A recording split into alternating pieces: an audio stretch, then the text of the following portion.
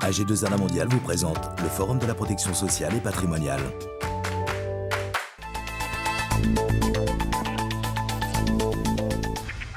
Comment sont calculées les plus-values sur cession d'actions de sociétés imposables à l'IS? Jean-Luc Mort et Philippe Rochman nous éclairent sur le sujet.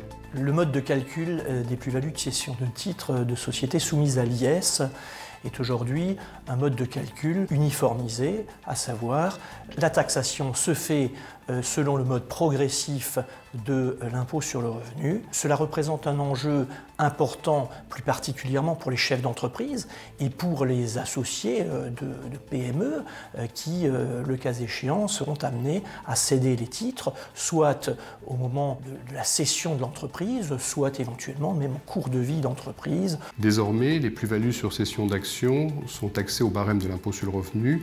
Avant, elles étaient taxées à un taux forfaitaire de 34,5%, prélèvements sociaux inclus. Comme toujours dans toute réforme, il y a des gagnants et des perdants. Prenons un contribuable faiblement imposé qui dégage une petite plus-value.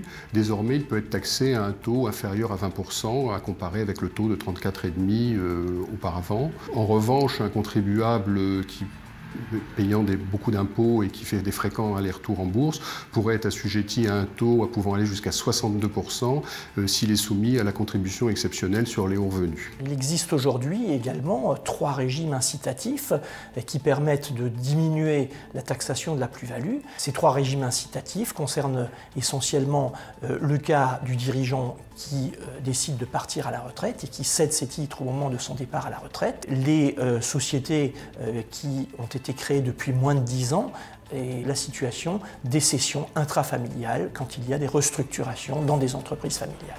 Dès la semaine prochaine, nous retrouverons Pierre-Yves Lagarde et Marianne Pesant qui compareront les avantages et les inconvénients de la SAS et de la SARL.